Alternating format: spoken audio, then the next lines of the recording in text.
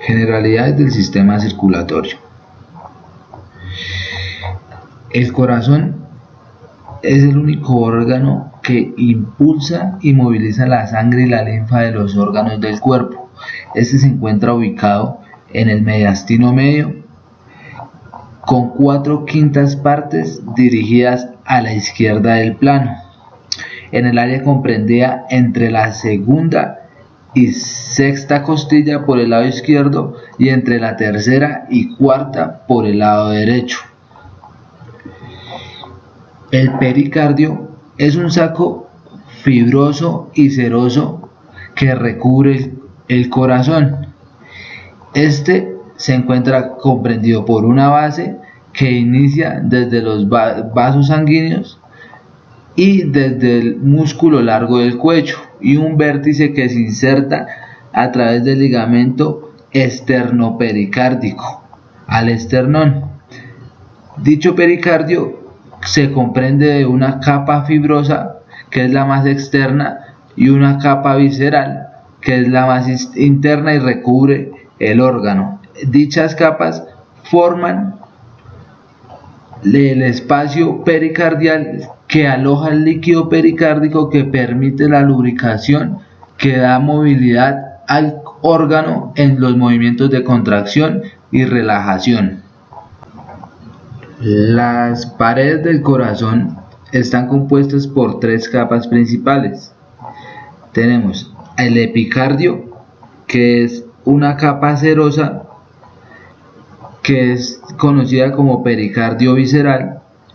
Tenemos una capa interna endotelial compuesta por células endoteliales escamosas que tapizan las cámaras cardíacas y cubren las válvulas y se continúan en la capa interna de los vasos.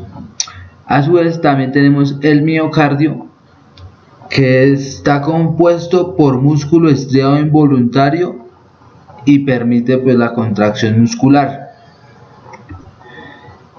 En cuanto a la circulación menor, comprendemos que esta inicia en la aurícula derecha, pasa a través de la válvula tricúspide, se dirige hacia el ventrículo derecho y emerge a través de la arteria pulmonar hacia los pulmones. De allí esta retorna vía venas pulmonares hacia la aurícula izquierda, donde atraviesa válvula mitral y se aloja en el ventrículo izquierdo. En cuanto a la circulación mayor, comprendemos que esta inicia desde el ventrículo izquierdo hacia la arteria aorta y se dirige hacia la economía del animal, hígado, intestino, riñones, músculo, y es recogida desde la parte caudal por la vena cava, que va a llegar hacia la aurícula derecha. La circulación linfática es un complemento de la circulación sanguínea venosa. Esta inicia desde los espacios intersticiales de los capilares y transporta los líquidos que son el resultado de la depuración de los diferentes nutrientes que han llegado a los órganos. Dicho líquido comprende la linfa y el quilo proveniente de los ganglios linfáticos intestinales, los cuales van a reunirse a nivel de la vena cava craneal. Allí van a llegar 2 conductos: el conducto linfático torácico, que transportará la linfa de la parte caudal del cuerpo, y el conducto linfático derecho, que transportará la linfa de la parte craneal del cuerpo. Es importante mencionar que la circulación linfática se da de manera centrípeta, es decir, que busca llegar hacia el centro del cuerpo mediante vasos y conductos que la transportan. La estructura de venas y arterias difiere en que están compuestas de tejido conjuntivo fibras elásticas y musculatura lisa y un endotelio. En cuanto a las venas, estas presentan mayor elasticidad y presentan válvulas que impiden una circulación retrógrada de la sangre. El corazón está compuesto por 2 aurículas y 2 ventrículos. Las aurículas se encuentran conformando la base del corazón junto con los vasos sanguíneos, y su vértice está compuesto por los ventrículos izquierdo y derecho. La aurícula derecha y el ventrículo derecho se encuentran comunicados por la válvula tricúspide. El ventrículo derecho emite la sangre a través de la arteria pulmonar hacia los pulmones, y este se encuentra también conformada por la válvula pulmonar. En cuanto a la porción izquierda del corazón, este se encuentra conformado por una aurícula izquierda que recibe la sangre proveniente de los pulmones mediante las venas pulmonares. Pasan estas a través de la válvula mitral hacia el ventrículo izquierdo, y de estas emergen atravesando la válvula aórtica hacia la arteria aorta, y de ahí se dirige hacia toda la economía del animal.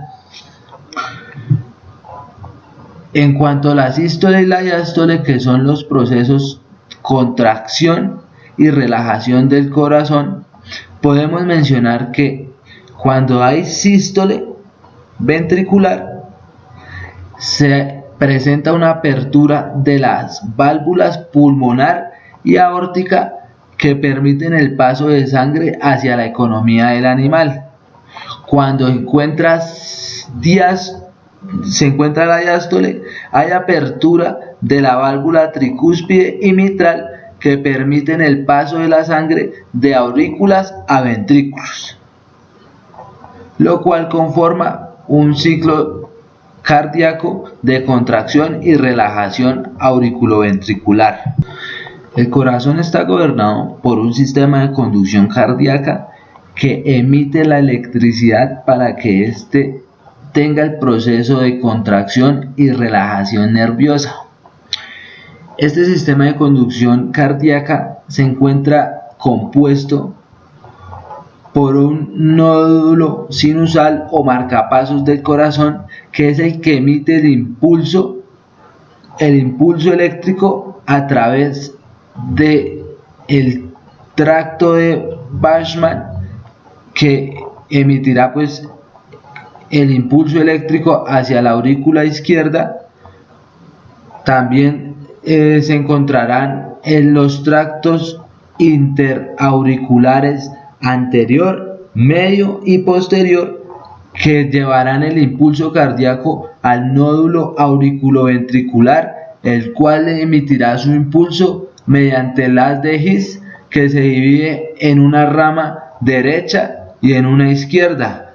A su vez, estos emitirán unos impulsos mediante los fascículos izquierdos posteriores, y los cuales se replegarán hacia las fibras de Purkinje ubicadas en los ventrículos para generar así el proceso de contracción muscular. El corazón derecho y el corazón izquierdo son importantes debido a que esto nos pueden dar indicios de los problemas patológicos cardíacos que pueden padecer nuestros pacientes. Cuando hablamos del corazón derecho, podemos hablar de que este puede generar una congestión pasiva visceral, es decir, una circulación retrógrada. Dicha circulación nos puede conducir a una insuficiencia cardíaca derecha, que puede probablemente estar ocasionada por la persistencia del agujero oval, por una endocarditis bacteriana o por la estenosis o insuficiencia valvular, ya sea de la válvula tricúspide o de la válvula pulmonar. Dicha problemática de la congestión pasiva visceral puede estar reflejada en una sintomatología de congestión venosa o con síntomas digestivos. En cuanto al corazón derecho, este nos puede dar indicios de una congestión pasiva pulmonar con una circulación anterógrada. Dicha congestión puede estar causada por una insuficiencia o una estenosis de las válvulas mitral o bicúspide.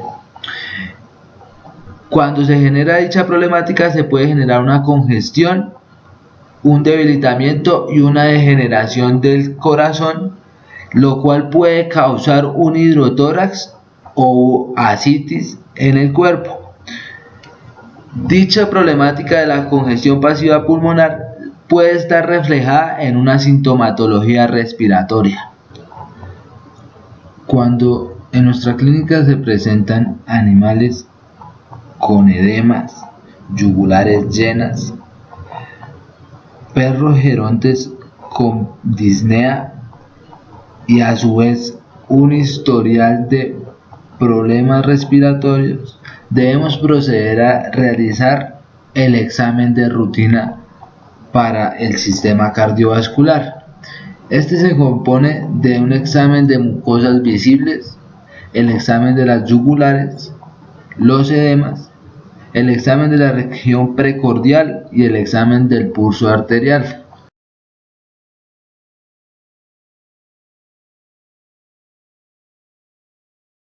Inicialmente se compone por revisar las mucosas visibles, que en este caso pues observamos la mucosa palpebral y esclerótica, las cuales pues pueden presentar vasos protuberantes, probablemente por fallas en el retorno venoso.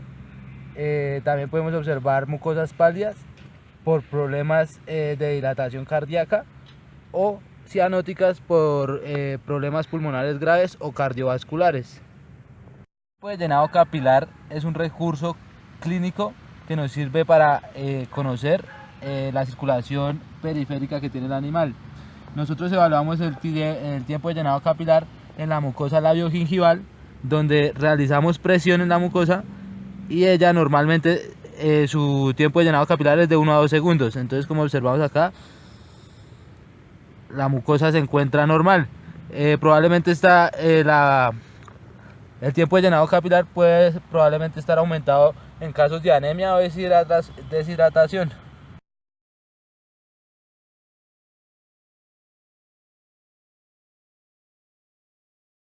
El examen de las yugulares. En ningún animal sano se deben ver las yugulares. En algunas ocasiones los animales presentan las venas, principalmente las yugulares visibles, llenas, palpables, como cordones en ambos lados del cuello, siendo esto un signo de éxtasis central, pero cuando es de manera bilateral.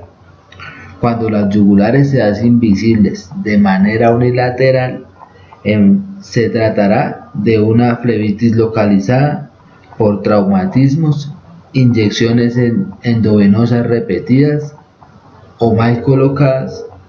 Además, en estas flebitis no se ve pulsar el vaso. Si las yugulares están visibles en forma bilateral, son probablemente indicativos de edemas de pecho que pueden ser causados por obstáculos presentes en las venas cavas que influyen en la circulación sanguínea hacia la aurícula derecha. Alteraciones que pueden ocasionar que las venas yugulares sean visibles y palpables pueden estar correlacionadas con una debilidad cardíaca, una pericarditis que comprime y desvía el corazón, una pseudopericarditis causada por abscesos, tumores o causas ectópicas, traumas. En este caso observamos un bovino con causas de tailoriosis. Además, las insuficiencias de la válvula tricúspide. En este caso observamos estenosis de la válvula tricúspide donde su cierre no es debido. También observamos una miocarditis. En el mal de alturas también podemos observar dichas presentaciones. Además, en una leucosis visceral cardíaca, en una dirofilariosis canina.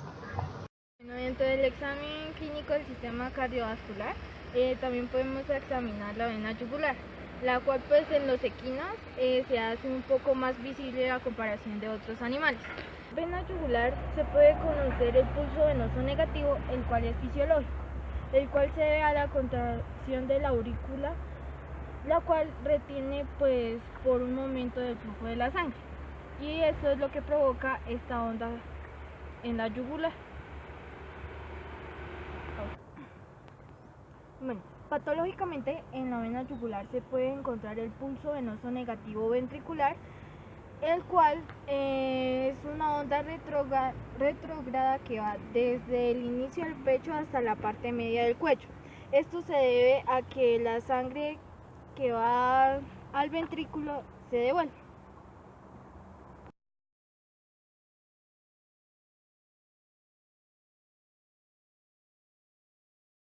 Observamos un animal saludable, se le realiza una presión a nivel de la entrada del pecho y se observa una reincorporación venosa inmediata. Posteriormente realizamos una presión a nivel craneal y se disminuye el flujo sanguíneo hacia el corazón y no se observa ningún pulso venoso.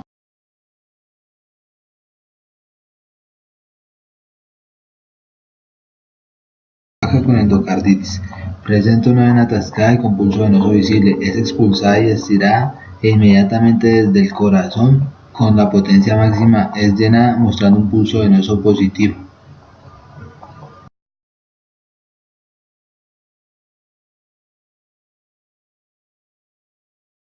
Los edemas de origen cardíaco se caracterizan por ser edemas generalizados, fríos, indoloros y de consistencia pastosa, por lo que queda la marca del dedo cuando se hace presión. Estos edemas aumentan con el ejercicio y disminuyen con el reposo. En caninos se presenta primero una citis y en casos ya muy extremos se pueden presentar edemas principalmente en las extremidades. En el bovino, los edemas se localizan en el pecho y en la región intermandibular.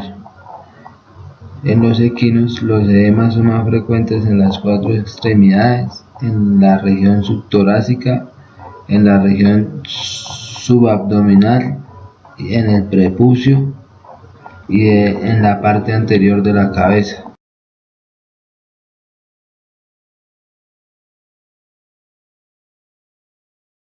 El examen de la región precordial lo podemos realizar por medio de la inspección del choque precordial, palpación, presión, perfusión y auscultación del corazón, y en algunas ocasiones podemos recurrir a la punción. Es un ruido palpable. Este se produce por el súbito endurecimiento, cambio de forma y posición, al contraerse el músculo cardíaco ventricular. En el momento de la sístole, el corazón por la contracción muscular se vuelve duro, rota un poco hacia la izquierda y golpea contra la pared torácica, produciendo una vibración y abombamiento de la región precordial, que luego se deprime cuando el corazón se relaja en la diástole. Debe ser más notorio en el lado izquierdo que en el lado derecho del tórax, por estar normalmente 3/5 partes del corazón hacia el lado izquierdo. Normal del equino va en la tercera hasta la séptima costilla, su parte anterior y alta a nivel de la aurícula derecha. En el bovino, el corazón tiene las 5 de 7 partes hacia la izquierda del plano medio del tórax, debido al gran tamaño del pulmón derecho. Por su parte, el perro arranca de la tercera hasta la sexta o séptima costilla.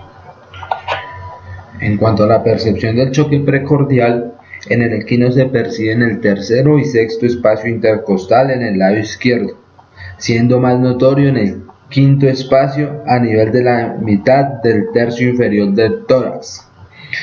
En el lado derecho se percibe entre el tercero y quinto espacio intercostal, más palpable en el cuarto espacio. En los caballos de tiro o en animales muy gordos, el choque precordial no se percibe en el lado derecho. En cuanto a los rumiantes, primordialmente en el lado izquierdo se encuentra entre el tercero y quinto espacio intercostal, más notoriamente entre el cuarto espacio. Hacia el lado derecho nunca se percibe y en animales gordos en ningún lado del tórax se alcanza a percibir.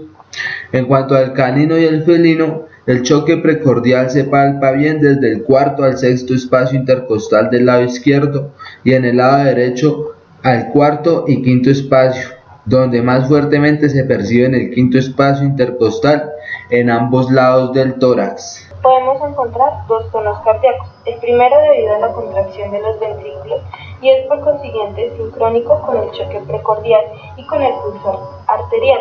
Se denomina primer tono o tono sistólico o tono ventricular. Por otra parte, el otro tono que se produce durante la relajación ventricular y la contracción auricular se llama segundo tono o tono diastólico o auricular. Entre el primer y segundo tono hay un pequeño silencio y entre el segundo y el primer tono hay un gran silencio. El tercer tono cardíaco se presenta precozmente durante la diástole ventricular al terminar la fase de represión rápida de los ventrículos. Se puede escuchar a veces en equinos y mulos normales y equivale al llenado ventricular. El cuarto tono del corazón está asociado con la sístole auricular y se produce al final de la diástole ventricular, o sea, si se escucha, se oye inmediatamente antes del primer tono. Son los sonidos que emiten las válvulas sobre la pared del tórax, dependiendo del sitio que estén ubicadas anatómicamente.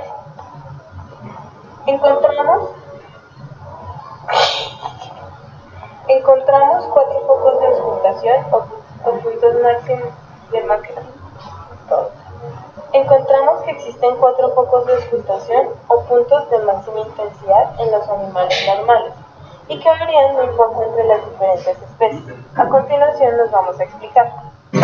En el lado izquierdo del tórax encontramos el foco pulmonar, que está localizado en el tercer espacio intercostal a nivel de la línea imaginaria que divide el tercio inferior del tórax en dos.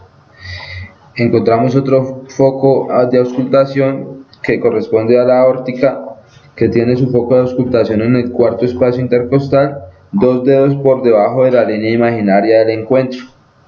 La válvula mitral presenta su foco de auscultación o de máxima intensidad en el quinto espacio intercostal, en un punto o sitio equidistante o intermedio entre los dos anteriores. En el lado derecho está localizado el foco de auscultación de la válvula tricúspide, siendo mucho más importante en el examen clínico de bovinos que en las otras especies. El foco de la tricúspide está localizado en el cuarto espacio intercostal del lado derecho, en la mitad del espacio entre la línea imaginaria del codo y la línea del encuentro. Los ruidos cardíacos, como ustedes recuerdan, son dos, el primer ruido y el segundo ruido, que podemos auscultar en este momento a 60 latidos por minuto.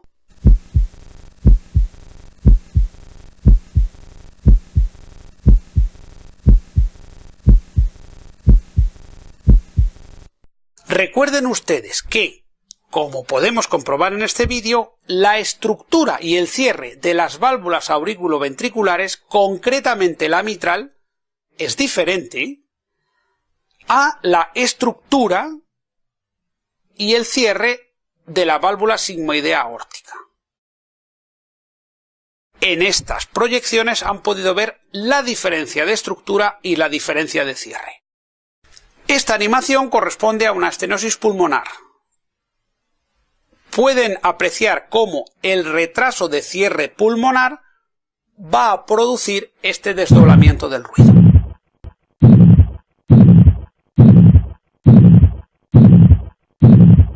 El segundo ruido desdoblado puede ser también izquierdo o paradójico. Esto es cuando el que se retrasa es el componente aórtico, que siempre va primero, por eso se denomina paradójico, y se retrasa más de 0,05 segundos, tiempo suficiente para que el oído lo perciba como dos ruidos separados. ¿Lo podemos auscultar?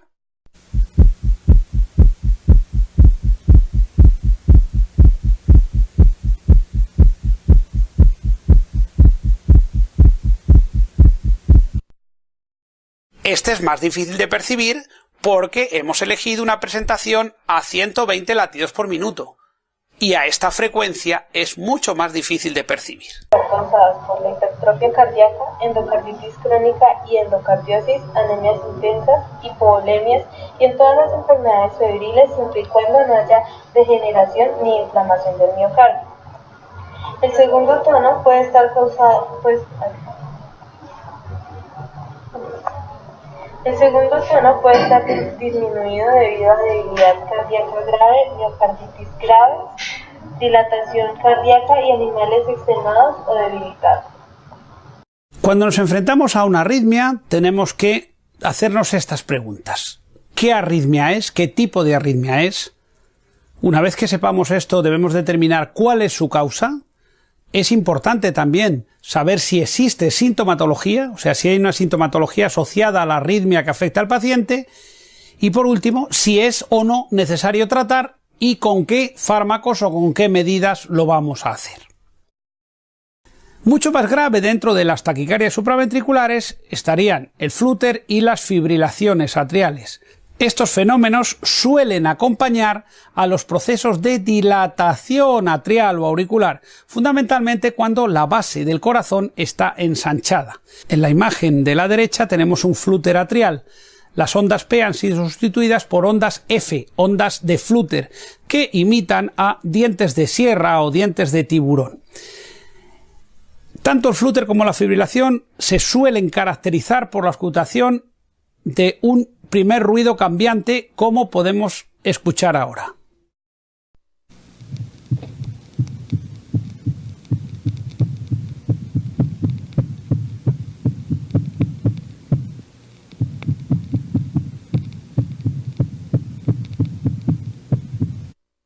Este primer ruido cambiante arrítmico es característico de fibrilación o flúter atrial. En la región precordial se pueden encontrar ruidos nuevos, diferentes a los tonos, ruidos que en algunas ocasiones parecen añadidos, pero en otras oportunidades estos ruidos nuevos reemplazan en los tonos normales. A estos ruidos anormales se les ha denominado de diferentes formas: fuelle, murmullos o soplos. Entre los que podemos encontrar soplos orgánicos, anorgánicos o funcionales y cardiopulmonares. La frecuencia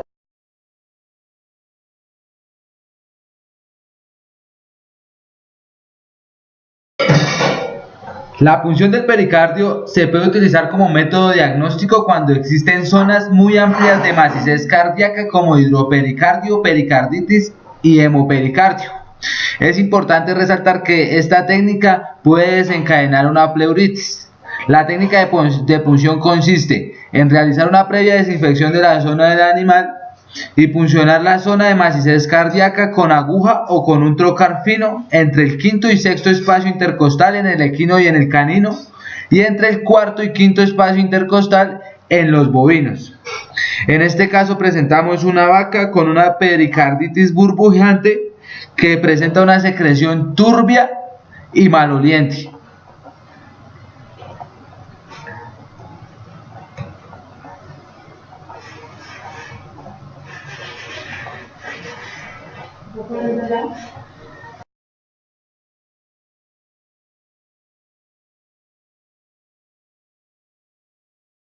El pulso arterial en los solípedos puede ser tomado en la arteria maxilar externa o glosofacial, en el sitio donde pasa de la cara externa a la interna, rodeando el borde inferior de la mandíbula. Aquí la arteria es muy móvil, por lo que debe sujetarse con los dedos en el lado izquierdo del animal con la mano derecha y viceversa, de manera que el dedo pulgar oprima la cara externa de la mandíbula.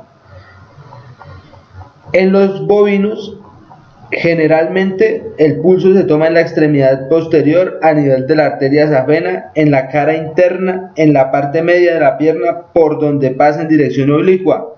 También puede ser tomado a nivel de la arteria coxígea media, aunque es más difícil y se percibe con menor intensidad. También puede ser tomado en la arteria en la maxilar externa, pero en esta última debe tomarse el pulso aplicando las yemas de los 4 dedos en la cara externa del hueso maxilar. En caninos, felinos, porcinos y rumiantes menores, el pulso generalmente se toma a nivel de la arteria femoral. En el perro es muy fácil percibir el pulso, ya que usualmente se percibe fuerte, en tanto que en el gato es difícil palpar el pulso femoral. Por consiguiente, la ausencia de pulsos femorales palpables en un gato no se debe interpretar como una obstrucción arterial. Podemos observar la frecuencia que presentan las especies en su pulso arterial. El pulso, para el caso de los equinos, lo podemos evaluar en la arteria maxilar externa, la cual se encuentra rodeada de toda la mandíbula.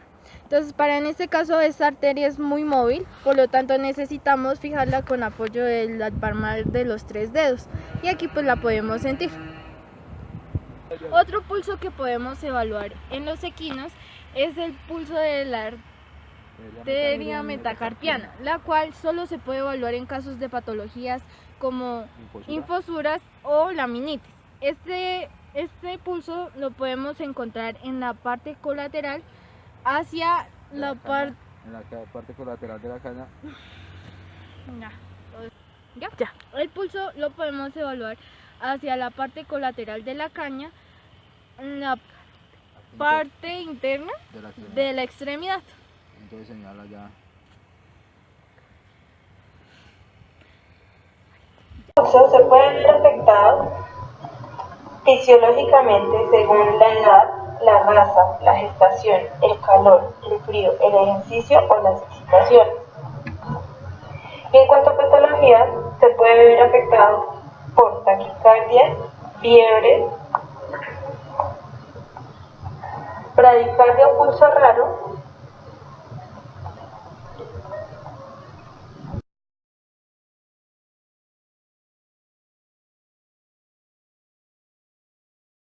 Las técnicas complementarias para evaluar el sistema cardiovascular son radiología del corazón, electrocardiografía,